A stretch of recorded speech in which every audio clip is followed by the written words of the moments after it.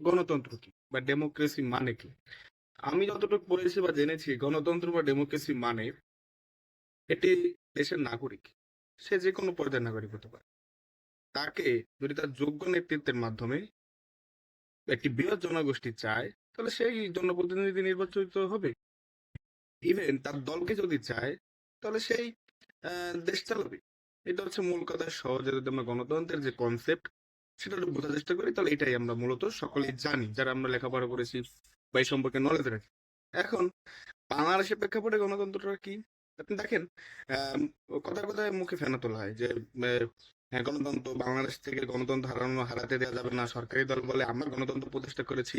বিরোধী দল বলে যে না, গণতন্ত্র একদম লুণ্ঠন হয়ে গিয়েছে, হারিয়ে গিয়েছে, চুরি হয়ে গিয়েছে, ডাকাতি হয়ে গিয়েছে। সরকারি দল আবার বলে যে না, বিরোধী দলরাই গণতন্ত্র লুণ্ঠন করেছিল। আমরা তো প্রতিষ্ঠা করেছি, আমরা তো প্রতিষ্ঠাতা। ঠিক আছে? সরকারি দল বাংলাদেশে সবসময় সবকিছুর প্রতিষ্ঠাতা, সবকিছুর উদ্ভাবক। অ্যান্ড বিরোধী দল হচ্ছে সবসময় সবকিছু ধ্বংসকারী। সবসময় সবকিছু তারা নাকি ধ্বংস করে দেয়। এরকমটা মূলত বাংলাদেশের রাজনীতিতে আমরা দেখি। এখন বাংলাদেশের গণতন্ত্র বেশ ইন্টারেস্টিং। আপনারাই বলতে পারবেন যে আসলে বাংলাদেশের গণতন্ত্র নাকি অন্য কিছু চলে। কিরকম? বাংলাদেশে দেখবেন এমপি, মেয়র বা যারা জনপ্রতিনিধি, তাদের ছেলে মেয়েরা বিনা শর্তে সে এলাকার বা সে অঞ্চলের এমপি, মেয়র বা কাউন্সিলর হতে পারে নির্দ্বিধায়। কারণ কি? কারণ সে যে দলের, সেখানকার বেশিরভাগ মানুষ বিশ্বাস করে যে না, ওই লোকটি যেহেতু ভালো নেতা, সেহেতু তার ছেলে বা মেয়ে, তিনি অবশ্যই ভালো নেতা, তিনি অবশ্যই যোগ্য। বাট এটা কিন্তু নট নেসেসারি যে সবসময় নেতা ভালো হলে তার ছেলেও একইভাবে দক্ষ হবে। হ্যাঁ, হতে পারে। নেতার ছেলে তার চেয়ে ভালো, বেশিও দক্ষ হতে পারে, বাট নট এভরি টাইম। বাংলাদেশে আমরা এটা দেখি। ঠিক আছে? আমরা বলি, আমরা জানি, এই তোমার আব্বু এমপি, তোমার আব্বু এই দলের এত বড় নেতা, তুমি তো নেক্সট আমাদের অন্ধকারের আলো। ঠিক আছে? এরকম কিছু বলি আমরা, মানে তেল তেল মারার জন্য। এটা গণতন্ত্র না ভাই। এটা গণতন্ত্র না, এটা এটা পরিবর্তন। ঠিক আছে? এটা হচ্ছে পরিবর্তনটা, যে আমার আব্বু নেতা থাকলে আমি আবার নেতা হবো। আমার যোগ্যতা না থাকা সত্ত্বেও আমি নেতা হবো, হচ্ছি। আর এটা আমার পরিবারের একটা ঐতিহ্য। এটা আমরা বলি মুখ ফুটে যে আমার পরিবারের ঐতিহ্য, আমরা সবাই এমপি ছিলাম, মন্ত্রী ছিলাম, মেয়র ছিলাম। দক্ষ থাকলে সেটা অন্য ব্যাপার, সেটা আপনি হতেই পারেন। এটা নিয়ে কেউ প্রশ্ন করছে না। আবার বাংলাদেশ থেকে চাইলে কেউ প্রধানমন্ত্রী হতে পারবে? পারবে?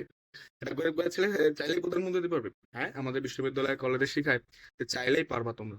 সত্যি কি তাই? এতটা সহজ না বাংলাদেশের সিস্টেম। আমরা চাইলেই এদেশে প্রধানমন্ত্রী হতে পারবে না। এটা সরি টু সে। কারণ এই যে বাংলাদেশের যে দলগুলো রয়েছে, তাদের যারা এখন দেশ চালাচ্ছে, তাদের যে ব্যক্তিরা, তাদের ফ্যামিলির লোকই পরবর্তীতে প্রধানমন্ত্রী ক্যান্ডিডেট হিসেবে আসবে, যেটা হচ্ছে বাংলাদেশের গণতন্ত্র না। এখন আপনি চিন্তা করতে পারেন যে ভাই, গণতন্ত্র তো ভোট হচ্ছে, 5 বছর পর পর সরকার পরিবর্তন হচ্ছে বা একই সরকার থাকতেছে, গণতন্ত্রই তো। ভাই, গণতন্ত্রের কনসেপ্টই হচ্ছে যেটা বললাম, যে যে কোনো লোক এখানে যে কোনো অবস্থায় সে জনপ্রতিনিধি হতে পারে। তাকে এরকম সুযোগ দিতে হবে না বাংলাদেশের মতো, যে আপনার টাকা থাকলে ভোটে দাঁড়াতে পারবেন, টাকা না থাকলে ভোটে দাঁড়াতে পারবেন না। ঠিক আছে? বাংলাদেশে তো এখন ভোটে দাঁড়াতে গেলে যে আপনার এই যে নমিনেশন ফর্ম টর্ম কিনতে অনেক টাকা লাগে। অনেক টাকা বলছি কারণ অনেকে হয়তো ভাসছেন যে কি বলে অনেক টাকা লাগে, সামান্য করে টাকা তো।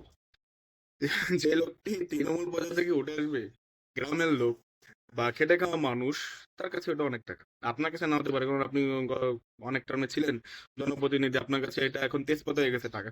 ঠিক আছে? বাংলাদেশে তো জনপ্রতিনিধি নির্বাচন হলেই তার কেন জানি না এই কপাল পুরো ঘুরে যায়, রিভার্স হয়ে যায়। মানে তখন সে যে ব্যবসায় ইনভেস্ট করে, সে ব্যবসায় সে লাভবান হয়। যেখানে তার পাত ধুলো পড়ে, সেখানেই সেটা সোনা হয়ে যায়। ঠিক আছে? বাংলাদেশের ব্যবসা পড়া আলাদা। এখন আমরা মূলত পরিবারতন্ত্র এবং গণতন্ত্র এটাকে গুলিয়ে ফেলি। ঠিক আছে?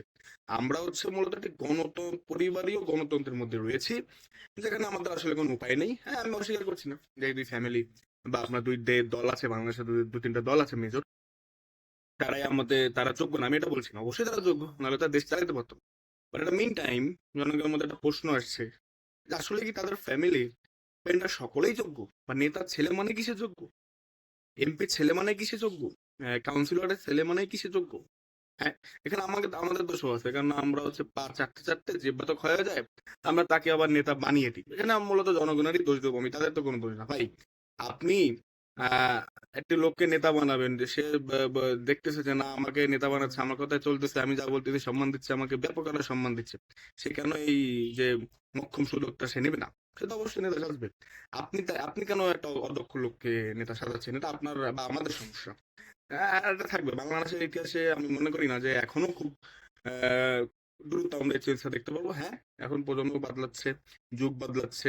আপনার এই যে জেনজিরা আসছে, এরপর হয়তো আলফারা আসবে। জানি না কি এরপর।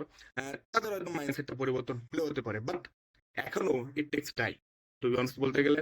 কারণ এখনো বাংলাদেশে আমাদের যে মানুষের যে আপামর চিন্তা ভাবনা, সেখানে আমরা এরকম কিছু চেঞ্জ দেখতে পাচ্ছি না। যে না, নেতা ছেলে নেতা সব ক্ষেত্রে হতে পারে না, সেও অদক্ষ হতে পারে, সেও তো মানুষ, সেও অদক্ষ হতে পারে। বাট আবারও বলছি, দক্ষ হলে তার 14 পুরুষ চালাক দেশ বা সে অঞ্চল, প্যারা নাই ভাই। আপনি দক্ষ হলে অবশ্যই চালাবেন, ঠিক আছে, যেন আপনার বাপ নেতা হলে তো এটা তো আপনার দোষ না। বাট অদক্ষ হলে হচ্ছে প্যারা। অদক্ষ হলে তখন হচ্ছে আমরা তো সাধারণ মানুষ, জাস্ট একটা কোশ্চেন তুলতে পারি, এছাড়া আর কিছু না।